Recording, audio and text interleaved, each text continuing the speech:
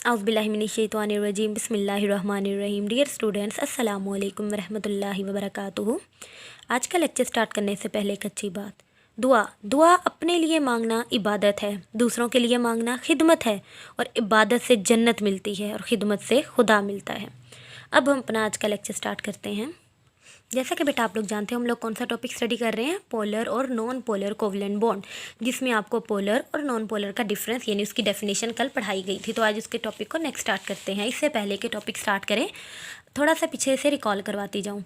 Polar covalent bonds के बारे में आपको क्या बताया था कि जो डिफरेंट एटम जब कंबाइन होंगे, हेट्रो एटम्स जब कंबाइन होंगे तो कौन सा बॉन्ड बनता है, पोलर कोवलेंट बॉन्ड। और जब नॉन पोलर का आपको क्या बताया था कि जब सिमिलर एटम कंबाइन होंगे, होमो एटम्स कंबाइन होंगे तो कौन सा बॉन्ड बनता है, नॉन पोलर कोवलेंट बॉन्ड।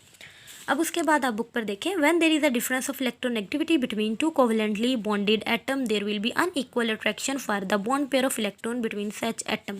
अब उन्होंने क्या कहा कि अगर किसी दो एटम के दरमियान इलेक्ट्रोनेगेटिविटी का डिफरेंस आ जाए तो वो जो इलेक्ट्रॉन की शेयरिंग हो रही होती है वो अनइक्वल हो जाती है, कि एक ज़्यादा करेगा, एक गेन करेगा, एक ने लूज़ करना शुरू कर देना होता है।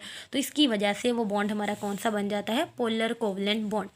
अब ये इलेक्ट्रोनेगेटिविटी है क्या, ये आप लोगों को पिछले चैप्टर में, चैप्टर नंबर 3 में पढ़ाया गया है कि एबिलिटी है एक एटम की to attract the shared pair of electron toward itself in a molecule. किसी भी एटम की एबिलिटी कि वो इलेक्ट्रॉन पेयर को अपनी तरफ अट्रैक्ट कर ले ताकि वो एक मॉलिक्यूल बना सके। अब अट्रैक्ट करने की एबिलिटी किसी में कम हो या किसी में ज़्यादा हो, अगर एक दोनों में एक दूसरे से मुख्तलिफ और इलेक्ट्रोनेगेटिविटी का डिफरेंस आ जाए तो हमारे पास कौन सा बॉन्ड बन जाता है, पोलर कोवलेंट बॉन्ड। दूसरी तरफ नॉन पोलर कोवलेंट बॉन्ड में इलेक्ट्रोनेगेटिविटी का डिफरेंस नहीं होता, क्योंकि वो होते ही सिमिलर एटम है। तो अगर दोनों लूज़ करेंगे तो दोनों ही लूज़ करेंगे, गेन करना है तो दोनों ने गेन करना है, तो इस तरह शेयर करके वो बॉन्ड बना लेंगे। अब जैसा कि आप लोग एग्जांपल देख सकते हैं HCl की, हाइड्रोजन के पास एक इलेक्ट्रॉन है, क्लोरीन का आउटर मोस्ट शेल में कितने इलेक्ट्रॉन है, 7। ये तो अब 2-2 की फॉर्म में स्टेबल, लेकिन जो ये है एक इलेक्ट्रॉन, इसके साथ बॉन्ड बनाकर यह स्टेबल हो जाता है। The difference between the electronegativity of hydrogen and chlorine is 1.0। तो ये जो डिफरेंस आया है इनके दरमियान वो कितना है, 1.0। कैसे, हाइड्रोजन की इलेक्ट्रोनेगेटिविटी कितनी है, 2.2, क्लोरीन की इलेक्ट्रोनेगेटिविटी कितनी है, 3.2। जब 3.2 में से 2.2 माइनस करेंगे तो आंसर हमारे पास क्या आएगा, 1.0। As the electronegativity of chlorine is more, it attract the shared pair of electron toward itself with the greater force. अब जैसा कि क्लोरीन की इलेक्ट्रोनेगेटिविटी ज़्यादा है तो ये इलेक्ट्रॉन को अपनी तरफ जल्दी खींचेगा, बहुत ज़्यादा फोर्स से खींचेगा, तो इस तरह इसकी इलेक्ट्रोनेगेटिविटी ज़्यादा है।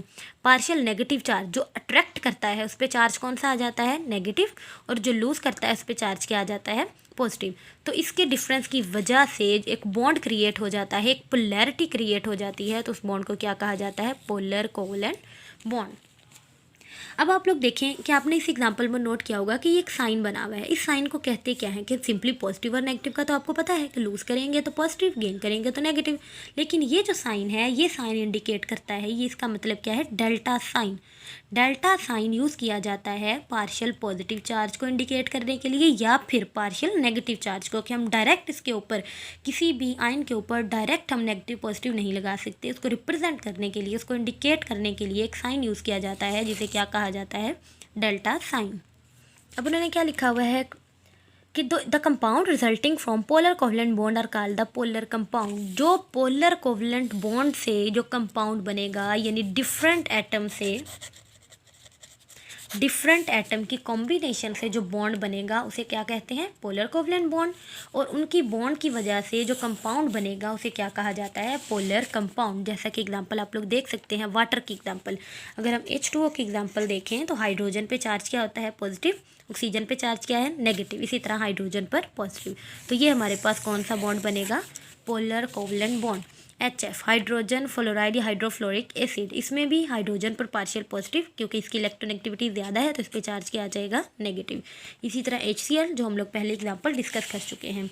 अब उन्होंने कहा इसी इलेक्ट्रोनेगेटिविटी की वजह से ही हम बता सकते हैं कि आया कि हमारा केमिकल बॉन्ड वो आयनिक होता है या फिर कोवलेंट इन नेचर है। तो इस तरह हम आसानी से पॉसिबल है कि हम प्रिडिक्ट कर सकते हैं, फाइंड कर सकते हैं कि बॉन्ड हमारा आयनिक है या कोवलेंट है।